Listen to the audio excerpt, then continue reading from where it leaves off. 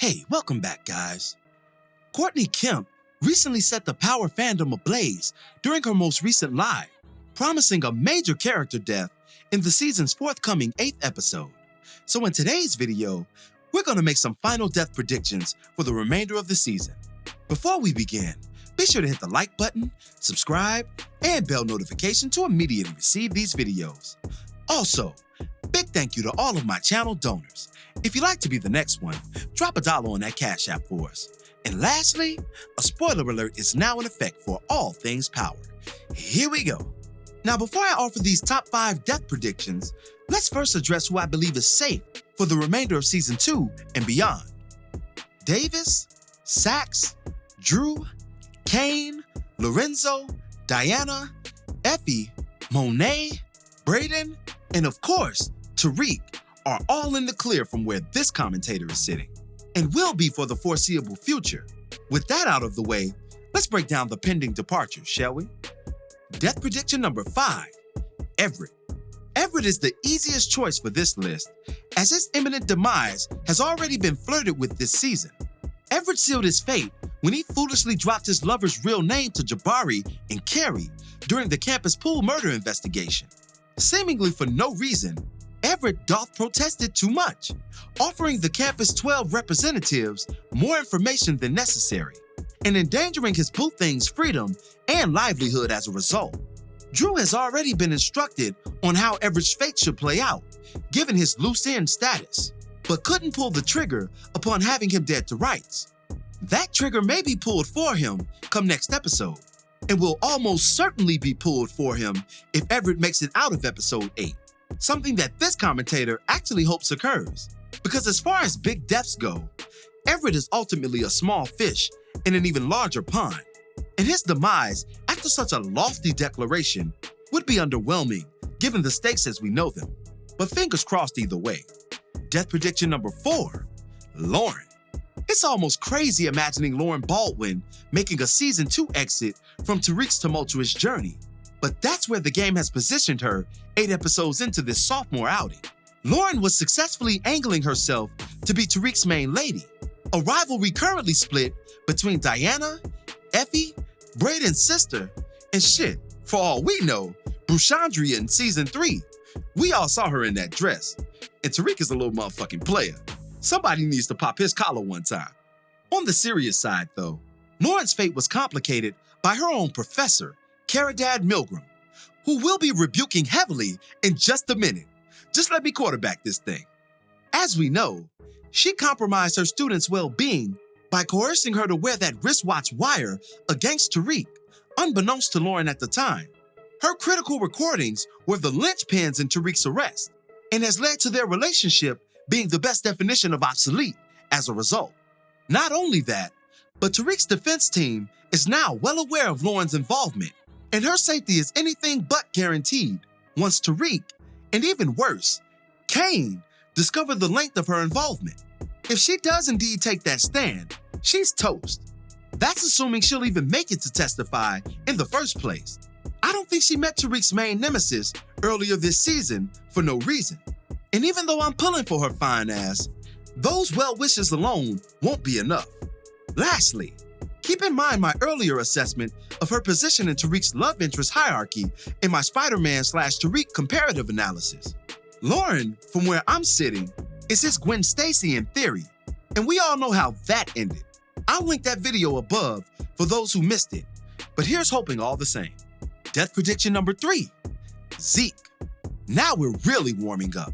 Zeke's life has been in danger from the moment Monet emphasized his importance and significance to the Tejada family back in Season 1.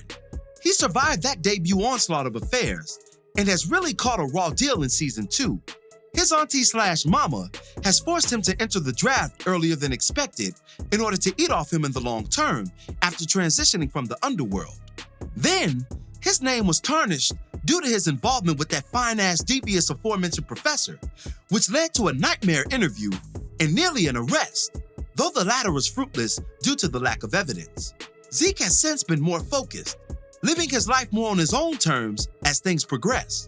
This quality will become emboldened going into 208, as Mecca's abrupt revelation has left him with more questions than answers. Compounding his situation further are Monet's protracted lies in the interest of protecting her nephew's son, and ultimately her own position in his future endeavors. But what happens when Zeke finally learns the truth? And will he even be able to fathom what's sure to be an earth-shattering reality? My guess is that he won't. Courtney Kemp mentioned something in her last live that was easy to dismiss, but it's been weighing on my mind heavily in regards to Zeke's character. She stated that his maneuvers will become increasingly independent for the first time once he discovers the real, and that may not be the best for his character overall, as he's never had to truly think for himself. After dwelling on this insight, a darker one manifested in my spirit. What if the mental weight of it all is simply too much for Zeke to bear? Not just for his NBA career, but for his own well-being. His story arc has tragedy written all over it, and I think it will conclude in Zeke possibly taking his own life once everything he's known to be true is exposed to be a lie. Remember, he's not a thinker. Zeke doesn't excel in the deductive reasoning department, and though such a shocking revelation would mentally challenge even the strongest of intellectuals, that ability to rationalize and redeem would subvert their lower desires in a moment of great depression. At least I like to think so. Zeke's mental deficit could leave him with nowhere to turn in such a depressive state, and such an exit would really add a new element to how power deals with death. After all, self-deletion is not something we've witnessed thus far in the Powerverse, and could possibly lead to a greater conversation following its depiction. And if that's not enough to convince you, Courtney Kemp did promise that you'll be surely spitting whatever it is you're drinking out of your mouth once episode 8's climax transpires, along with her major character death guarantee. Sounds major enough for me. Death prediction number 2, Kerry. I know this ranking may surprise many of you. Kerry has been power public enemy number 1 since claiming the title of most hated character this season, following in the dishonorable footsteps of those who preceded her reign. One thing is for certain, the most hated power characters are rarely the surviving ones, unless you count Tariq, of course, but that's another subject. This doesn't bode well for Professor Pretty in the slightest. Her list of sins in Ghost's sophomore season are innumerable. Let's run them down, shall we? It was Kerry who dropped Zeke's name to Whitman, causing a shitstorm in the life of a student she had been engaging in sexual activity with, which is crazy in and of itself, especially considering the shit we've given Jabari for clapping old what's-her-name's cheeks back in season 1. Kerry redirected the focus of the investigation to further conceal this cardinal sin. It was her rehashing of the GTG fiasco that led to a drug sweep of Stansfield in the first place. Then, she not only coerced Lauren to wear a wire against Tariq, but secretly posed as her legal counsel on the paperwork in order to execute the ordeal. Kerry further aided the police in Jabari's murder investigation by reading his book and deducing the fictional character of the story to be Tariq. She followed through with this blunder directly after Monet told her to stop all queries, and at gunpoint no less. And what's really chapping the asses of the Power Ghost fandom is her self-righteous, condescending energy towards everyone else, yet none for herself. It would be damn near cathartic at this point if she were to catch a hot one. And only Tate's presence and unintended search for a spouse through yearning for more power is keeping her potentially breathing past this season. But I highly doubt her pulse continues after her many sins. We all know the wages of those. And death prediction number 1, Jasmine. It brings me no pleasure to outline our final death prediction, but it must be stated. Jasmine St. Patrick, Ghost and Tasha's final child, and Tariq's last chance at redemption could be in danger this season. Much of the focus for Power Ghost Season 2 has been the relationship between Tariq and Yaz, and her importance to his epic from an atonement standpoint. That epic is built on a narrative that runs concurrently with his father's, whose monstrous depiction casted a shadow that Tariq has yet to outrun. The final lap in that race hinges on Yaz's well-being, and it's this commentator's opinion that Tariq's efforts to play savior will ultimately be an exercise in futility. Reek has been teased to be on the verge of being greater than his father, or worse.